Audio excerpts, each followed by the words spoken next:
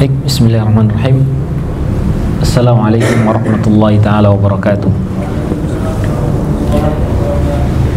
Innal hamdalillah nahmaduhu wa nasta'inuhu wa nastaghfiruh wa na'udzu billahi min shururi anfusina wa min sayyiati a'malina, man yahdihillahu fala mudilla lahu wa man yudlil fala hadiya lahu.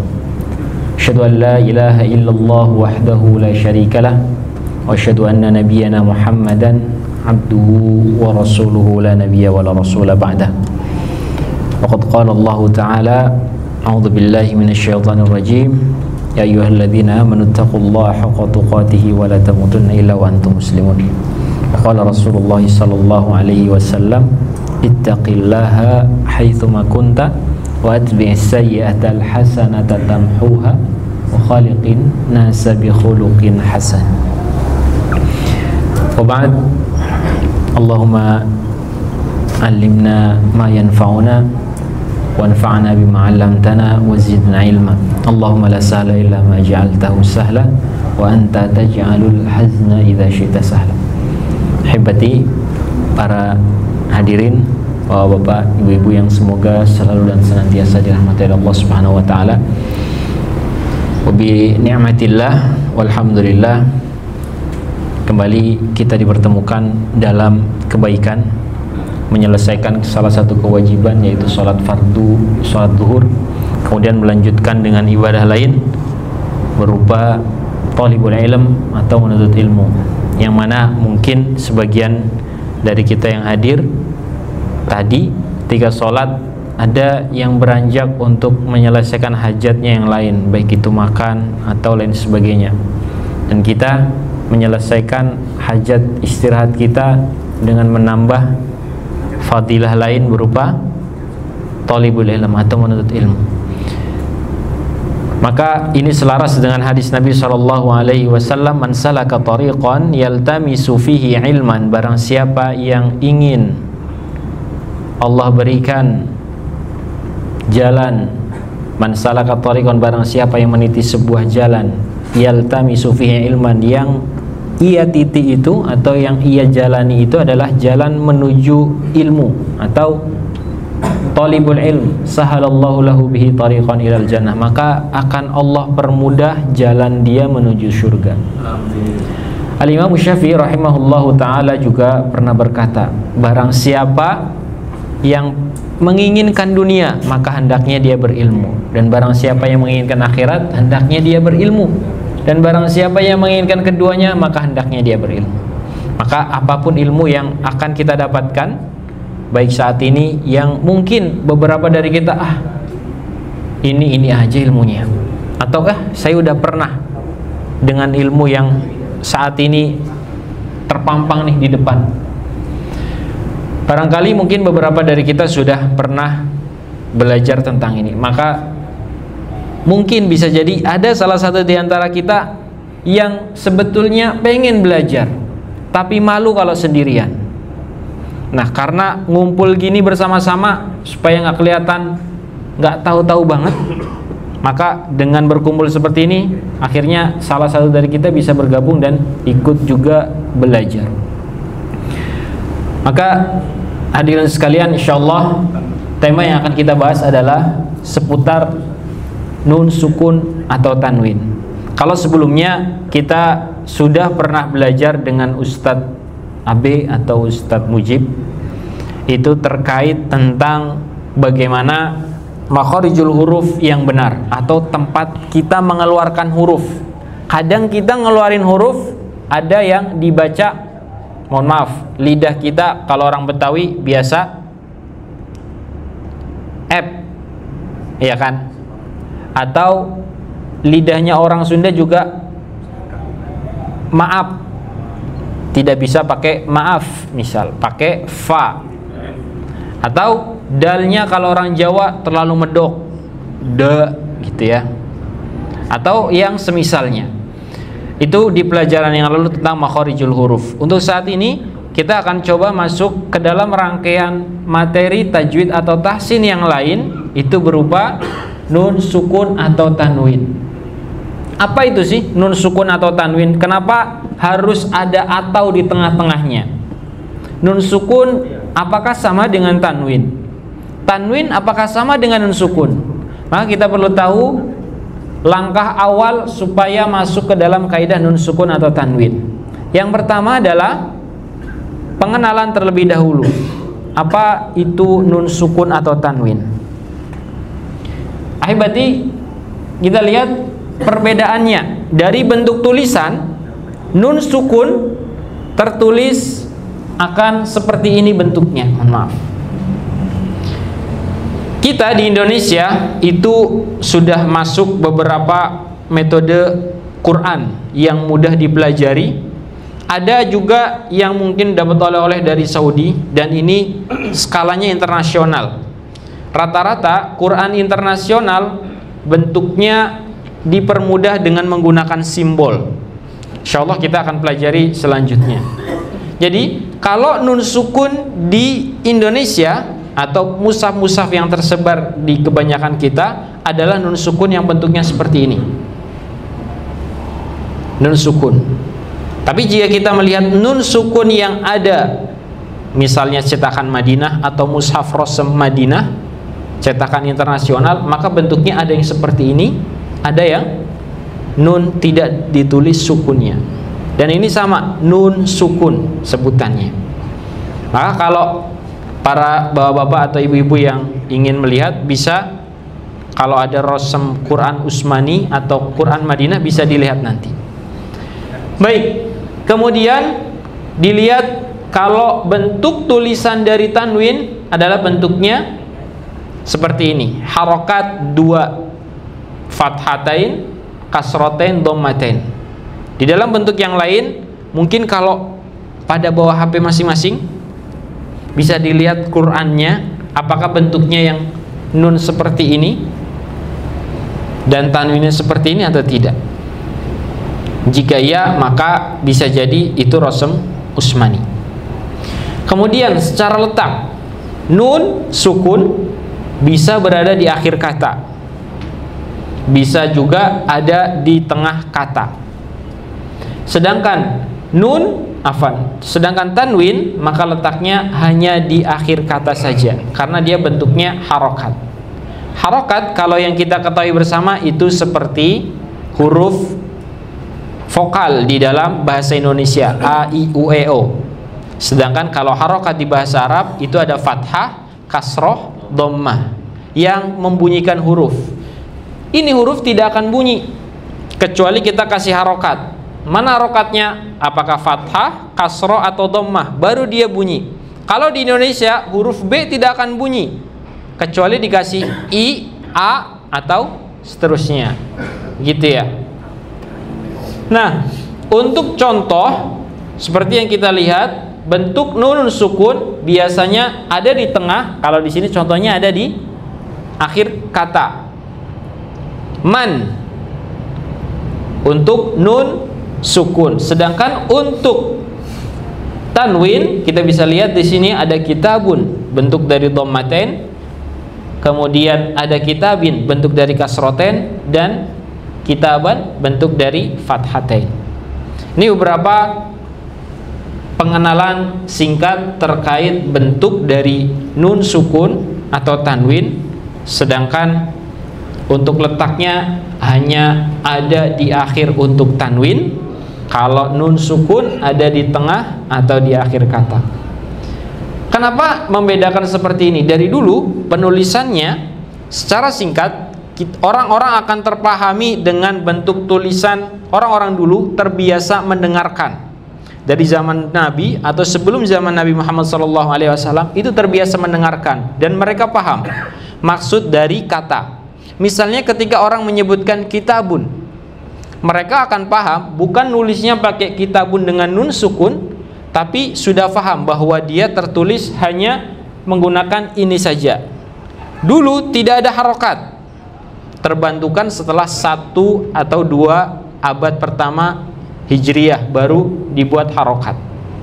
Sebelumnya tidak ada harokat karena mereka sudah terbiasa dengan penulisan atau sudah biasa dengan bentuk huruf Arab. Nah, akhirnya untuk supaya orang-orang selain Arab memahami bagaimana membaca Al-Quran dengan baik dan benar, maka dibuatlah sesuai kaidah seperti ini. Ada nun sukun, ada tanwin seperti itu.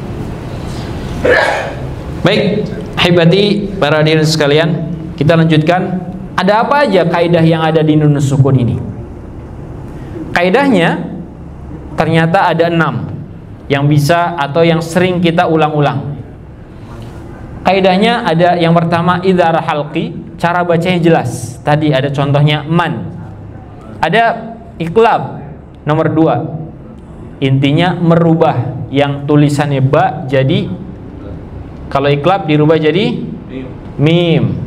Kemudian ada idgham bi gunnah, masuk kemudian dengung. Insyaallah nanti ada contoh-contohnya yang akan lebih mempermudah bagaimana memahami. Kemudian ada idgham bila gunnah, masuk tanpa dengung. Kemudian ada ikhfa hakiki dan ada idhar mutlak. Ada 6 kaidah yang menggunakan nun sukun atau tanwin pada saat membaca. Yang pertama ada idhar halqi. Apa artinya idhar? Tadi apa? Jelas. Kalau halqi, ada yang tahu halqi? Artinya? Halqi. Betul. Ada yang tahu? Huruf tenggorokan. Halqi. Ini termasuk makharijul huruf atau tempat keluarnya huruf. Jadi halqi seluruhnya berada di tenggorokan. Huruf tenggorokan. Nah, kita nyebut hamzah. Hamzah hanya nyebut aja. Ya, ketika dia tanpa harokat namanya apa? Hamzah. Bukan hamzah, hamzah. Zah. Nah, hamzah. Ketika dikasih harokat baru dia berubah. Ada a, ada i, ada u, ada an, in, un dan seterusnya. Tapi kalau tanpa harokat namanya hamzah. Jadi jangan salah. Kalau alif bentuknya yang garis lurus. Kalau alif di atasnya ada hamzah, berarti namanya hamzah, bukan alif. Kalau alif dia hanya garis lurus saja. Kemudian kalau hamzah, mau dia ada alif di bawahnya hamzah atau di atasnya hamzah, itu namanya hamzah. Baik. Kemudian ada ha. Kita kadang ngokang. Ha itu dikokang. Qul huwallah, betul? Itu suara dari dada, bukan dari tenggorokan. Bagaimana cara yang benar? Relax saja. Qul huwallah, tidak qul hu. Qul hu. Nah, kadang kita pengen fasih nih, ngucapinnya terlalu ke dalam. Qul huwallah. Ini akan menghabiskan banyak nafas yang sudah kita, energi juga. Nafas yang kita udah ambil untuk persiapan sampai akhir ayat habis di tengah-tengah. Kemudian ada ain, yang kadang kita nyebutinnya itu hamzah disebut ain pada kata sukun. Misalnya apa? Al-mu'min. Al-mu'min. Kita seringnya bacanya al-mu'min. Padahal ain dan hamzah berbeda. A. A. A. A. Nih hamzah a, dibuka mulutnya. Ingat, cara belajar tajwid harus pakai mulut yang bergerak. A. A. Cakep. Ha. Gho. Kho. Nah, ini huruf halqi. Jangan sampai salah. Huruf ghain, kita terbiasa huruf ghain seperti G-nya Indonesia. Karena kita sudah terbiasa dengan G. Sedangkan huruf Arab tidak ada huruf G. Di kata atau di lafadz surat Al-Fatihah ayat terakhir sering kita dengar goiril, betul? Walaupun itu imam, goiril itu G yang dipaksa jadi go. Harusnya goiril. Nih ya. Atau ketika sukun maghdubi, tidak mag. Keseringan G dikasih kolkolah mag. Ya, itu salah. Yang betul mau. Oke, baik. Kita masuk di idhar halqinya. Walaupun sebetulnya penting, nanti insyaallah di lain kesempatan kita lebih intens belajar makharijul huruf, tempat keluarnya huruf. Nah, kita akan belajar bagaimana menyebutkan huruf-huruf ini ketika bertemu dengan nun, sukun, atau tanwin. Dengan ada berapa huruf berarti? 6. Hamzah, ha, ain, ha, ghain, kha. Ini pembagian tenggorokan. Ternyata tenggorokan ada 3 lapisan. Lapisan paling bawah ada hamzah dan ha. Lapisan yang di tengah ada ain dan ha. Lapisan paling atas dekat telak itu ada ghain dan kha. Baik, selanjutnya. Ini adalah contoh dari penyebutan huruf-huruf. Insyaallah nanti akan kita coba tanyakan apa sih perbedaan dari simbol yang ada di sini. Baik, contoh pertama dari kata man. Ada yang mau baca bagian ini? Silakan Pak. Bagian sini. Amanah billah. Cakep. Betul, penyebutan man. Seringkali kita nyebut man atau huruf yang semisalnya idhar ini jelas itu kasih e. Pengen banget mati tapi tambahan e. Mana a, betul? Mana a. Kerasa ada bunyi e-nya? Mana. Seharusnya dimatikan. Man amana. Man amana, langsung man amana. Tidak perlu mana, mantul dia. Ya. Ini untuk contoh pertama. Contohnya apa? Di sini nun mati bertemu apa? Hamzah. Alhamdulillah. Baik. Contoh lain di sini ada yang mau lagi? Walahum adzabun alim. Baik. Huruf hamzah ingat tidak harus sama dengan ain. Di sini ada ain, di sini ada hamzah. Adzabun alim. Kadang kita nyebut adzabun alim. Ingat. Artinya berubah? Enggak, berubah banget karena satu huruf aja. Alim artinya orang yang mengetahui. Kalau pakai hamzah di sini alim artinya azab yang pedih. Jadi jauh tidak artinya. Karena satu bunyi huruf ain dan hamzah aja langsung berubah struktur arti sungguhnya. Baik, alhamdulillah berarti belum ada yang salah nih nyebut walahum adzabun alim ya. Tidak alim tapi alim. Kemudian tidak ada pantulan pada ketika nyebutin sukun atau tanwin. Adzabun tidak ada pantulan. Kemudian selanjutnya di sini.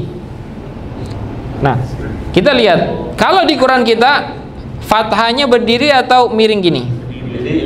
Berdiri, betul. Nah, kalau di Rasm Usmani setiap lafadz jalalah ini namanya lafadz jalalah. Khusus Allah. Lafadz jalalah akan berbentuk garis seperti ini di Rasm Usmani. Cara bacanya tetap sama dengan garis lurus di atas. Wallahu si'un alim. Alhamdulillah. Ini contoh ya. Kemudian selanjutnya Nabi bisa menyebutkan lagi wahum yanhauna an. Kita wakafkan huruf terakhir sambil latihan ya. Mewakafkan huruf terakhir ketika di akhir kata atau ayat wajib. Misalnya di sini. Jadi tidak dibaca an, hu-nya hilang. Nah, tapi dibaca an. Tidak aneh. Nah, ada e-nya, tapi an. Nah. Baik, selanjutnya. Sering dibaca nih, lahum ajrun ghairu mamnun. Jadi tidak ada pantulan. Misalnya lahum ajrun ghairu mamnun. Tidak ada pantulannya di sana ya. Gimana cara baca yang betul? Lahum ajrun ghairu mamnun. Tidak ada pantulan. Lahum ajrun ghairu mamnun. Tidak. Baik. Selanjutnya dan contoh yang terakhir, min ayyi. Ada berapa contoh idhar di sini? 2, betul. Bagian mana? Nun mati ketemu hamzah dan tanwin ketemu kha. Alhamdulillah. Bagaimana cara baca dengan hu terakhir ini? Khalaqa. Betul. Jadi tidak dibaca panjang kecuali dilanjutkan. Alhamdulillah. Jadi tidak berarti buta banget ya. Alhamdulillah sudah tahu sebetulnya. Alhamdulillah. Baik, selanjutnya ini adalah idhar halqi. Idhar artinya apa? Halqi artinya? Alhamdulillah. Hurufnya ingat? 6. Hamzah ha, ain ha, ghain kha. Alhamdulillah. Gimana kalau saya nggak hafal hurufnya? Insya Allah ada trik termudah supaya bacanya betul walaupun nggak tahu hurufnya, huruf-hurufnya. Nanti insya Allah ada ketemu. Huruf ikhfa ada berapa? 15. Sisanya. Nah, betul sisanya. Baik, kita lanjutkan dengan huruf iqlab. Iqlab dirubah aja huruf ba-nya jadi mim. Betul. Contohnya, kalau di Rasm Usmani itu bentuknya begini. Ini aslinya apa? Dhammatain. Betul. Aslinya dhammatain. Dhammahnya 2. Dhammahnya dihapus 1, diganti mim. Kalau di sini nun mati ditambahin mim. Baik, kita ambil contoh. Ada yang mau baca lagi? Abang ini katanya. Baik, kita ambil contoh. Baik, sama-sama. Kita sama-sama ya. Wallahu alimun bidzalimin.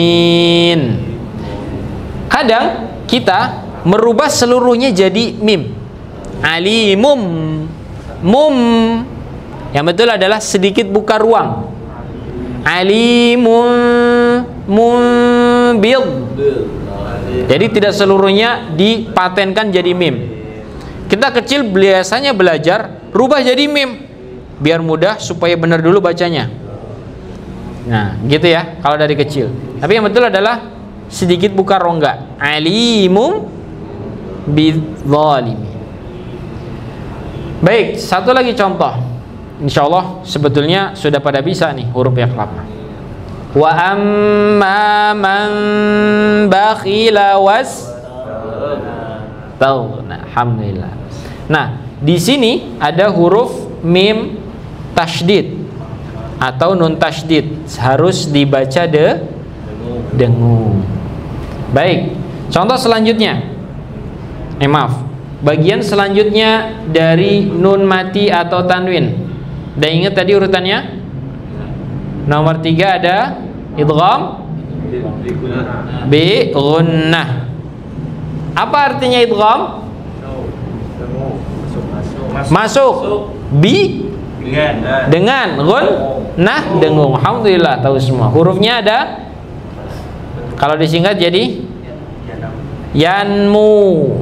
Ya nun mim waw yan mu. Baik. Contohnya kita masuk ke contohnya. Famai kasih dengung 2 harokat. Tidak langsung masuk famai ya'mal, tapi famai ya'mal mithqala dzarrah. Tidak famay ya'mal mithqala dzarrah. Yang penting masuk aja tadi, idgham aja. Tapi tanpa gun. Nah. Berarti yang betul apa? Dimasukkan dan didengungkan. Di sini contohnya nun mati bertemu dengan ya, alhamdulillah. Kemudian contoh selanjutnya ada alladzi Bagaimana cara menjawabkan ini? Ma wa'addada. Alhamdulillah. Nah, selanjutnya contoh dari bawah sini. Alhamdulillah. Ada berapa kaidah idgham di bawah sini? Dua, betul. Ada apa bertemu apa? Ya dan nun. Alhamdulillah. Jika di sini wal akhiratu, ada berapa kaidah idgham bi gunnah? Satu. Baik, sebelum beranjak makin jauh, kita akan coba melihat apa perbedaan dengan idhar tadi. Simbol apa yang berubah dari kaidah yang kita pelajari tadi? Kita lihat dari tanwin. Tidak ada sukun, betul. Kemudian tanwinnya, apakah sama dengan tanwin idhar? Tidak. Kita lihat kembali lagi. Lihat di sini, di simbol idhar kita ambil. Saya kesulitan untuk menghafal huruf-hurufnya tadi. Kalau disebutkan huruf idhar ada berapa? Ingat saya 6. Tapi hurufnya apa? Apa ya? Paling a, h, apa lagi ya? Gitu. Mungkin ya. Jadi tidak utuh 6. Atau ketika idgham tadi, apa hurufnya? Ya, wa, apa lagi ya? Ingat-ingatnya lama. Tapi ketika membaca sebetulnya bisa. Bagaimana biar lebih mungkin lagi, biar lebih yakin lagi tilawahnya? Nah, kaidah ini hanya bisa diterapkan di Quran Rasm Utsmani saja. Contohnya Rasm Utsmani apa? Contohnya Rasm Utsmani, lihat Allahnya. Allahnya ada kepala so ini ditandai dengan Rasm Utsmani. Baik, contoh selanjutnya di sini ada nun dengan simbol sukun. Maka dia pasti dibaca jelas, tidak dengung, tidak man amana. Berbeda dengan Quran Indonesia yang seluruhnya walaupun dia idhar, walaupun dia ikhfa, walaupun dia idgham, tertulis akan ada sukunnya selalu. Jadi ini akan mempermudah kita. Cukup lihat bentuknya kita udah tahu ini dibaca jelas. Man amana. Kemudian untuk tanwin juga sama. Tanwin di idhar akan berbentuk sejajar. Untuk fathatain dan kasroten, dia garisnya presisi, atas dan bawah seimbang. Untuk fathatain, jika kalau dilihat syai'in, oh tidak syai'in lagi. Tapi jika Quran Indonesia maka akan berbentuk seluruhnya seperti ini, walaupun dia ikhfa maupun idgham. Kemudian untuk dhammatennya sedikit berbeda. Kita ambil bentuknya akan seperti ini, seperti angka 69. Iya, 69. Betul. Ya, ini untuk idhar. Jadi bentuk idhar, huruf yang dibaca jelas. Kalau kita tidak mengetahui huruf-hurufnya, maka cukup tahu simbolnya. Ini untuk Quran Utsmani Madinah. Ada nun sukun, ada tanwin yang sejajar atau menyerupai 9.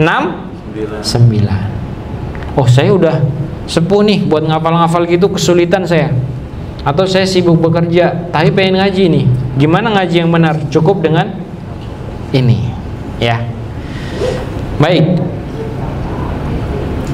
Kemudian untuk iqlab, tandanya jelas, seluruhnya sama. Ada mim seperti ini bentuknya. Bukan mim yang miring ya. Bukan mim yang miring ke sini. Kalau mim miring ke sini berarti menandakan apa? Waqaf lazim atau waqaf wajib. Wajib berhenti. Tapi kalau mimnya ke bawah, dia ada kakinya, berarti dia menandakan iqlab. Bagaimana dengan bunyi tanwin dengung? Bunyi tanwin dengung, kalau tadi jelas ya, nun matinya ada tanda sukun. Sedangkan di saat dengung nun matinya bertanda atau tidak? Tidak ada. Sama juga di sini, mana lagi ya? Oh, tidak ada. Intinya tidak ada sukunnya. Kemudian untuk tanwin, maka tanwinnya jika fathaten atau kasroten, dia bentuknya tidak presisi atau tidak sejajar. Ya, di sini ada malan, tidak dibaca malan, tapi lau. Sama juga dengan ini. Kemudian untuk dhammatennya akan berbentuk 9. Alhamdulillah ya. Ini sebagai pemahaman yang lebih ringkas. Kami ingin baca supaya tepat, maka ambil simbolnya saja. Nah, ini ada yang bisa diterapkan, kami ulangi, tidak bisa diterapkan di seluruh mushaf Al-Quran. Kalau mushafnya Quran Indonesia sedikit berbeda. Iya, sama semua bentuknya, betul. Tapi ada juga yang cetakan Indonesia yang sudah disamakan dengan mushaf Utsmani. Maka bisa dilihat dari sini. Intinya ada kepala shad nggak di Ar-Rahmanir Rahim misalnya, atau lafaz Allah ada kepala shadnya atau tidak. Jika ya, insya Allah sudah rasam Utsmani. Baik, kita lanjutkan dengan idgham bila gunnah. Kalau yang tadi idgham artinya dimasukkan, bi artinya dengan, la artinya tidak, gunnah dengung. Nah, bila kapan? Bila saat bertemu dengan lam dan ro. Dua huruf ini ketika kemasukan atau sebelumnya ada nun atau tanwin, maka dia tidak boleh dilama-lamain bacanya. Hal fi dzalika qasamul lidzi hijr, tidak dibaca qasamul lidzi hijr, tapi langsung ibaratnya tasydid saja, qasamul lidzi hijr, tidak dibaca qasamul. Sama juga dengan di sini. Kadang kita bacanya kelamaan, ar-ra'a, tapi cukup ditekan saja, ar-ra'a mustaghna. Sama juga dengan di sini, fi 'ishatir radiyah, tidak dibaca fi 'ishatir radiyah, cukup dimasukkan saja tanpa dengung. Begitu juga dengan contoh yang terakhir. Ada yang mau baca? Walal khairul laka minal ula. Jadi dibaca walal akhiratu khairul laka atau khairul laka. Jadi intinya tidak boleh dilamakan. Seringnya ada di lam. Kalau di ro jarang terjadi, tapi kalau di lam sering terjadi. Walal akhiratu khairul, karena enak. Tapi kalau ro agak nggak enak kalau dilamain. Tapi kalau lam ini enak dilamain. Qasamul, apalagi kalau punya nada, itu enak. Padahal aslinya belum tepat. Baik, kita percepat saja. Selanjutnya ada ikhfa hakiki yang hurufnya lumayan banyak. Ta, tha, jim, dal, dal, zai, sin, shin, sad, dad, ta, dha, ain, ta, dad, fa, qaf, kaf. Baik, apa itu artinya ikhfa? Ikhfa adalah samar. Hakiki artinya apa? Ini ikhfa yang asli maksudnya. Ada ikhfa syafawi. Kalau hakiki, nah ini bentuk mutlaknya si ikhfa. Ada yang syafawi, cuma lidah aja. Kalau ini betul-betul huruf ikhfa nih. Ini hurufnya. Misalnya ada ta, fa, jim, dal, zal, zai, sin, shin, sad, dad. Ada yang hafal? Terlalu banyak ya? Baik, kalau hafal alhamdulillah. Jika belum, kita ambil contoh pakai menggunakan simbol yang seperti tadi disampaikan. Misalnya di sini ada contoh. Jadi ketika bertemu dengan huruf-huruf yang tadi, maka disuruhnya apa kita? Samar. Terkadang kita baca merubah menjadi ang semua. Eng semua, eng. Misalnya faang, ya kan? Ini di sini ang.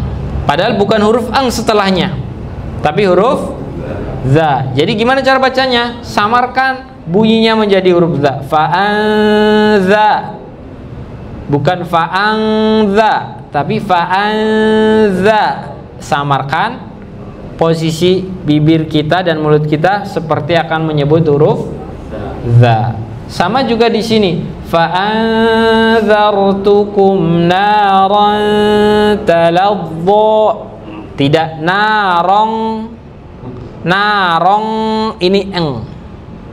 Kita berusaha ya. Gimana kalau nggak sulit nih latihan? Jadi pelan-pelan. Naran taladza. Selanjutnya, contoh yang lain. Ada yang berbeda dari sini dan ini? Fathatain harokat tanwinnya. Ini dibaca jelas. Kalau di sini dibaca dengung, ya, dengung dan samar. Samar sambil dengung. Idgham juga sama, masukkan sambil dengung. Baik, wa ma li ahadin, bisa. Indahu berapa rakaat? 3. 1,5 alif ya. Baik, kalau 3 itu posisinya untuk nun. Jadi nanti insya Allah di lain kesempatan ada namanya pembelajaran terkait apa namanya level gunnah atau level ketebaran dari dengung. Nah, yang di sini dia termasuk yang di tengah-tengah. Iya, betul, 2 rakaat. Jadi cara bacanya wa ma li ahadin indahu min tujza. Alhamdulillah. Selanjutnya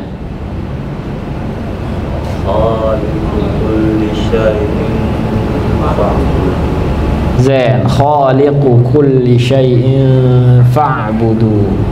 Jadi tidak dibaca khaliqu kulli syai'in fa'budu. Kita dibaca cuma ang saja, tapi disamarkan hurufnya ke apa yang mau kita sebutkan.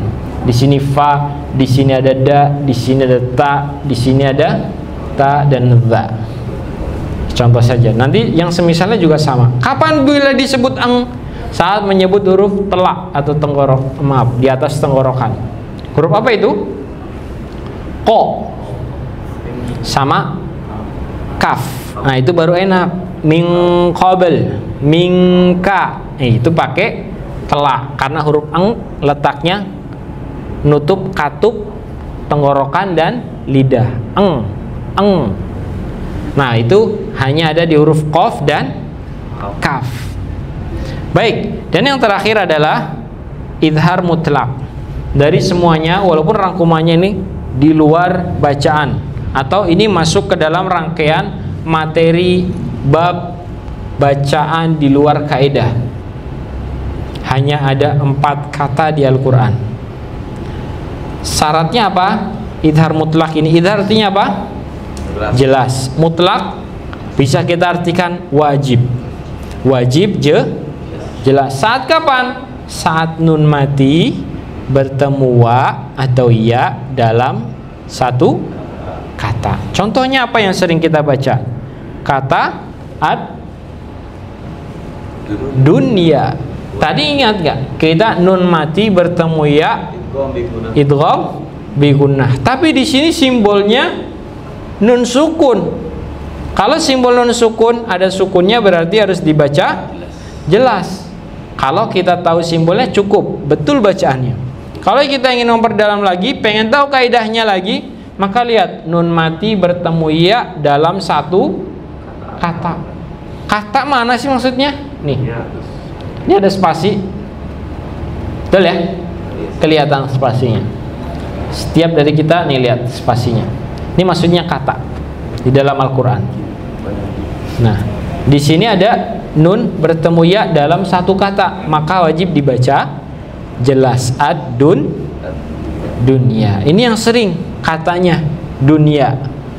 Kemudian yang jarang dan hanya ada di sini saja atau di ayat itu saja itu kin wan, atau nanti ada sodnya, qafnya diganti sod sin wan. Nah, kemudian yang terakhir bun yanun.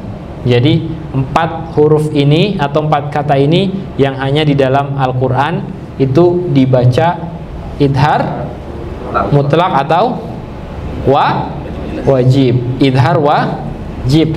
Bisa juga namanya idhar mutlak atau idhar wajib. Kalau memperincikan, kita akan kesulitan. Mutlak artinya apa? Biasanya akan dipermudah dengan keterangan idhar wajib. Wajib jelas. Sama nggak maksudnya? Sama. Idhar wajib dan idhar mutlak sama. Misalnya kita baca gimana? Bal tu'thirunal hayatad dunya. Sering orang karena huruf atau kalimat ini sering dibaca, maka dia tidak akan terjadi kesalahan di kata dunia. Tapi bagaimana dengan kinwan dan sinwan? Biasanya ada kesalahan karena hanya satu kata aja di dalam Al-Quran. Maka kalau bertemu dengan ayat ini di surat Al-A'raf, nanti bisa dilihat wa minan nakhli min tal'iha qinwan. Kadang ada yang baca qinwan karena pengaruh ini tadi. Dia sudah hafal kaedahnya, nun mati bertemu wa dibaca dengung atau idgham bi gunnah, maka dia akan praktekkan itu tanpa memperjelas si qinwannya ini. Tapi kalau dia paham dengan simbol Al-Quran di Rasam Usmani, maka dia akan langsung otomatis, oh berarti nggak sesuai pengertian yang saya pahami nih. Dibaca pasti qin. Wah, begitu kira-kira bapak dan ibu-ibu yang semoga selalu dan senantiasa dirahmati Allah Subhanahu wa taala. Jadi ada 6 kaidah yang berkaitan dengan nun mati atau tanwin. Yang pertama ada idhar apa? Idhar halqi, tenggorokan. Kemudian ada iqlab, idgham bi gunnah, bila gunnah, ikhfa hakiki, dan idhar wajib. Alhamdulillah. Jika ingin memperdalam, maka bisa di manapun tempatnya. Insya Allah materi yang akan disampaikan sama dan rinciannya pun sama. Jika kita ingin memperdalam, baik di lingkungan dekat rumah kita atau di tempat lain yang mungkin lebih proper waktu dan kesempatannya, maka sangat dipersilahkan. Karena pentingnya menuntut ilmu, insya Allah akan kembali kepada diri kita masing-masing. Baik, itu saja mungkin yang dapat kami sampaikan. Jika ada pertanyaan, monggo disampaikan. Jika tidak ada, atau ada? Cukup insyaallah. Baik, kita tutup dengan hamdalah dan doa kafaratul majlis. Alhamdulillahirabbil alamin. Subhanakallahumma bihamdik, asyhadu an la ilaha illa anta, astaghfiruka wa atubu ilaik. Sallallahu ala nabiyina Muhammad wa ala alihi washabihi wasallam. Assalamualaikum warahmatullahi wabarakatuh.